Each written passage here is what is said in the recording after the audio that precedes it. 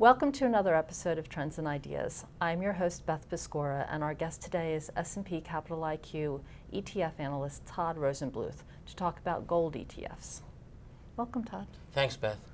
So a lot of ETFs have been gathering assets this year, but there have been exceptions. Yeah, that's the case. So we've seen money moving into equity ETFs, we've seen money moving into fixed income ETFs, but money is moving out the door in towards gold ETFs, and in particular, the SPDR GLD has been receiving the most outflows of any ETF this year. What do you think is contributing to that investor pulling away from gold ETFs? Yeah, so one of the appeals of gold ETFs was that it was a hedge for people, and it was a way to play what was going on with the Federal Reserve and its bond buying program. There's been concerns that the Federal Reserve is going to slow down its bond buying program.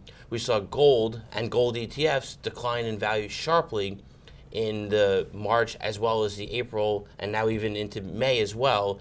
And we think that investors are just concerned, but it really is something that they need to just be aware of.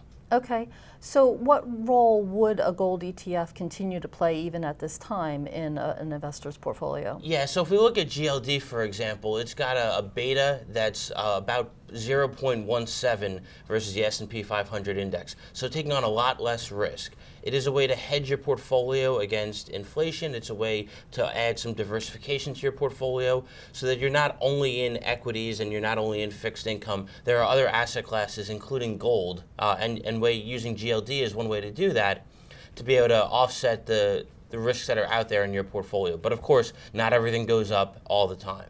Yeah, so what is the outlook for gold this year? Yeah, so consensus estimates gathered by S&P Capital IQ is that gold is going to move higher as we progress through the calendar year of 2013. So while we've seen a pullback, we've seen analysts bring in their estimates, the outlook is still for it to move higher between now and the end of the year. So if you're interested in gold or using a gold ETF, you'd want to be more positive or as positive as consensus forecasts. And if you're concerned about gold, then you can use that as a good barometer to have a sense of what's out there. And the reports are on our platform at MarketScope Advisor. Well, it's so interesting. Thank you so much, Todd, for that. And we encourage all our MarketScope.com subscribers to read more about this topic on MarketScope.com in a related Trends and Ideas article called What's Ahead for Gold ETFs. Until next time, thanks for watching or listening. I'm Beth Piscora for S&P Capital IQ.